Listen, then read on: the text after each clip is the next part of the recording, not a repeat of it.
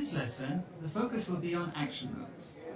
By the end of the lesson, you'll be able to differentiate between the available action modes in Tosca and also apply them to steer the controls in your system under test. You'll achieve this by looking at what action modes are and why using different action modes makes sense.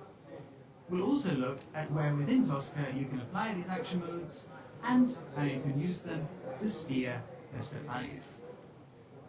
Simply put, action modes tell Tosca what to do with the test step value to steer a particular control.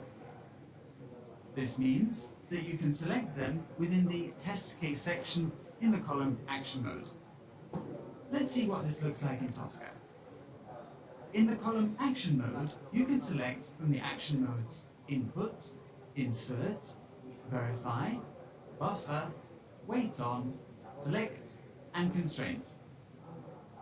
We already saw that the default action mode Input is used to transfer values to the test object.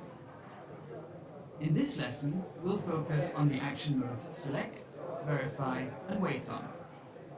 The action modes Constraint and Buffer will be covered later in the course. We'll not cover the action mode Insert, as it is only used for non-UI automation and therefore not within the scope of the training. Let's begin with the action mode Select. Select is a passive action mode used for navigating tables or drop-down menus, but without engaging with the application. For example, you can use this action mode to select the table that you want Tosca to focus on. In this case, it's the cart total table in the demo web shop. As you can see here, I'm not actively engaging with the table. On the contrary, I'm just selecting the table to be able to get to the data inside it.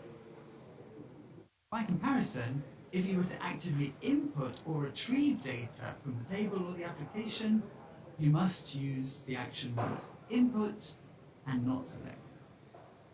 This is why you'll use different action modes for different steering types. Let's now move on to the action mode Verify. The purpose of a test case is always to verify or check certain values on controls. After all, a test case that does not verify anything is a test case without a scope.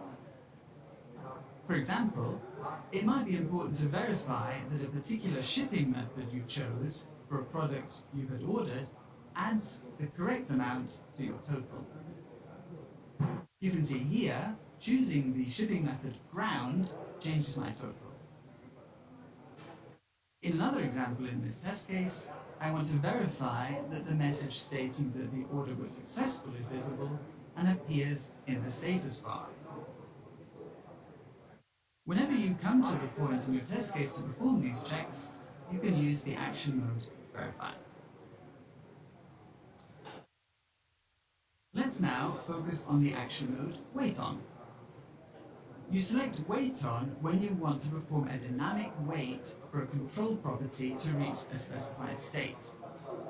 Alternatively, you use Wait On to wait for an entered value before continuing the execution. Once the condition is satisfied, Tosca reacts and continues the automation workflow. For example, sometimes controls take time to load. Once the synchronization time runs out, the test step will fail, even if there was no error in the application. To avoid this, we use Wait On to wait for a message to become visible or for a control to appear. This is particularly useful when expecting mild delays in website or application responses. Thanks to Wait On, a test case will wait until a condition is fulfilled and then immediately continues. This is best practice over inserting a static wait, as this decreases the overall execution time. For example, here you can tell Tosca to input one of the discount codes and to wait on the message discount code applied to appear. For this, you'd use the value visible equals true before accepting the terms of service and continuing to do the next test step. If you expect the application to load for longer than the standard waiting times, you can also adjust the maximum time Tosca should wait in the settings. To do so, go to the Setting Maximum Wait Duration under Project, Settings, Engine, Wait On. Adjusting the wait on settings gives the test case a higher degree of flexibility and resilience. And this brings us to the end of our lesson. You are now able to differentiate between the available action modes, select, verify, and wait on, and also apply them to steer the controls in your system under test. Give it a try by completing this exercise.